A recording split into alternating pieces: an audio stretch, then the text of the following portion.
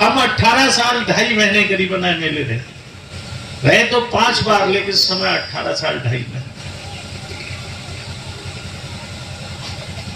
ना बरसिया में स्कूल था, गौरिया तो छोटा सा गांव था, मरगापुर में नहीं था, धिमरी में नहीं था, अड़ोस पड़ोस में प्राइमरी स्कूल तक कोई नहीं था, जूनियर हाई स्कूल तो बहुत दूर की बात। बहुआ में होगा एक, वो भी प्राइवेट चलता था। अरे एक की बात कर रहे हो, आज हर 2-2.5 किलोमीटर पे जूनियर हाई स्कूल है। प्राइमरी स्कूल तो कोई गौटिया ऐसी बता दो, इतने लोग बैठे हो जहां ना हो। कोई ऐसा गांव बताओ जिसमें सड़क ना हो। सड़कों का अनुमान, इधर कोई कुछ कह रहा था, सड़कों का तो अनुमान ही नहीं कर सकते कि क्या 1000 किलोमीटर सड़क इस नवाबगंज में पूरी, कितने 1000 किलोमीटर।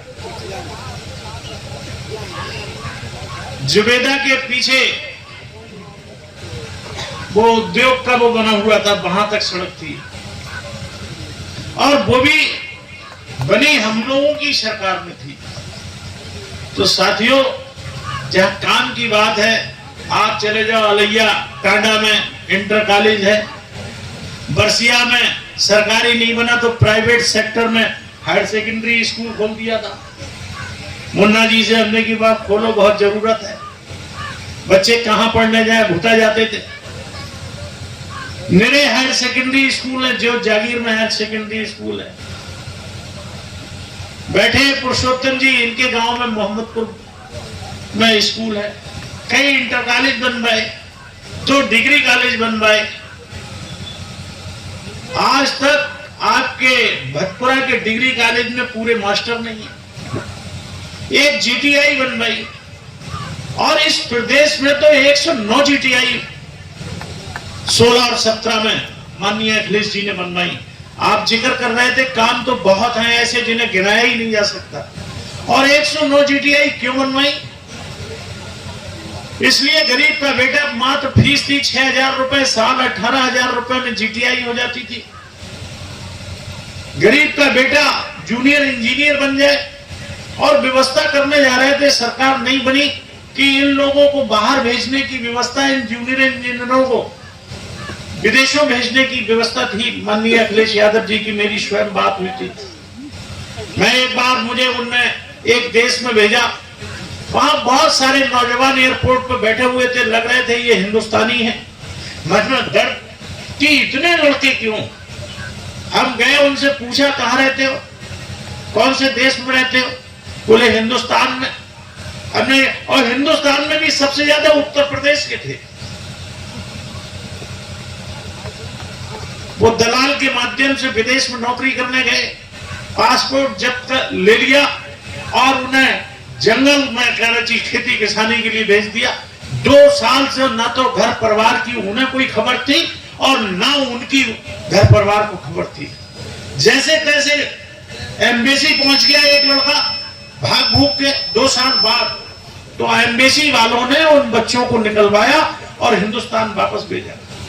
ये जो पीड़ा सुनी, लौट के आया कि अध्यक्ष जी से, यानी राष्ट्रीय अध्यक्ष जी अखिलेश जी से जिक्र किया।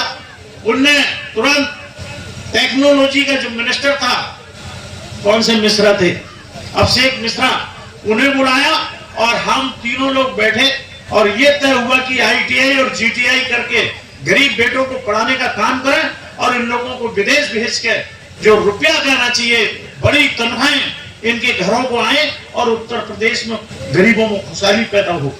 109 जीटीआई बनवाई, और आज 10 साल बीतने के बाद सेठल की जीटीआई क्या चल रही है? उधर से निकलते होगे, चालू नहीं की एक भी जीटीआई। 109 जीटीआई में एक जीटीआई की लागत केवल बिल्डिंग की 35.5 करोड़ रुपए। लेकिन कहीं दर्द नहीं। आप लोग ये नहीं समझ पा रहे होंगे कि ये क्यों चालू नहीं हुई। भटपुरा का डिग्री कॉलेज क्यों पूरी गति से नहीं चल रहा है? 56 स्कूल क्यों बंद कर दिए? 156 प्राइमरी स्कूल बंद कर दिए इस नवाबगंज भटपुरा के अंदर। क्यों? क्या 4 साल के बेटे का जब एडमिशन कराने, क्या 3 किलोमीटर एडमिशन तो हो जाएगा, लेकिन क्या उसका पिता या उसके घर परिवार का कोई भी व्यक्ति रोज साल भर में उसे छोड़ने जा सकता है? पड़ेगा ही नहीं। और ये इनकी सोच क्या है कि गांव के लोगों को, गरीब लोगों को, पिछड़े और दलित लोगों को, मुसलमानों को पढ़ने लिखने मत दो। अगर ये लोग पढ़ लिख गए तो बराबरी करेंगे, अगर इनकी हैसियत बढ़ गई, मालदार हो गए तो बराबरी करेंगे।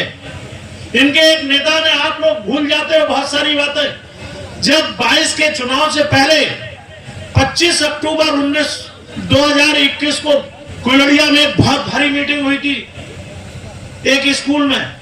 1-1 किलोमीटर तक लोग खड़े थे, माइक लगे हुए थे और बहुत सारे लोग तो मंच तक पहुंचे ही नहीं, इतनी भारी भीड़ थी। 25 अक्टूबर 2021 को मैंने एक बात कही थी, अगर याद हो कुछ लोगों को, मैंने कहा था कि मैंने इनकी पुस्तकें पढ़ी है, इन आरएसएस के लोगों की। एक जो आरएसएस का सबसे बड़ा नेता है, 33 साल हिंदुस्तान का सरसंघ चालक रहा, उसने अपनी एक पुस्तक में लिखा है, यदि कभी सत्ता हाथ लगे तो देश की धन संपत्ति, जंगल और जमीन, बड़े बड़े प्रतिष्ठान यानी फैक्ट्रियां अपने 8-10 निजी विश्वसनीय धनियों को सौंप दो और देश की 95% जनता को गरीब बना दो। 7 जन्मों तक सरकार चलेगी। साथियों, वजह क्या है कि धान का रेट 2174 रुपए और धान बिका दिया 1500-1600 रुपए। गेहूं रेट पे नहीं बिक रहा है, 2600 कुछ रुपए गेहूं का रेट। क्या बिक गया किसी का 2600 कुछ रुपए गेहूं का रेट? गन्ने में 10 साल के अंदर कुल 50 रुपए बढ़ाने का काम किया 10 साल के अंदर इस सरकार ने। और पहले की सरकार, चाहे बसपा की रही हो, चाहे कांग्रेस की रही हो, वो सपा की रही हो या बसपा की रही हो, हर साल 10-20 रुपए बढ़ाते थे। एक बार 40 रुपए का डिफर देने का काम अखिलेश यादव ने किया। फैक्ट्री चलाने वालों ने मना कर दिया, रेट बढ़ा दिया, तो बोले तुम फैक्ट्री चलाओ, हम उत्तर प्रदेश सरकार के खजाने से किसानों को 40 रुपए क्विंटल के हिसाब देंगे। क्या दिया नहीं दिया डिफर का पैसा? बहन मायावती जी ने एक बार 40 रुपए इकट्ठे बढ़ाए थे।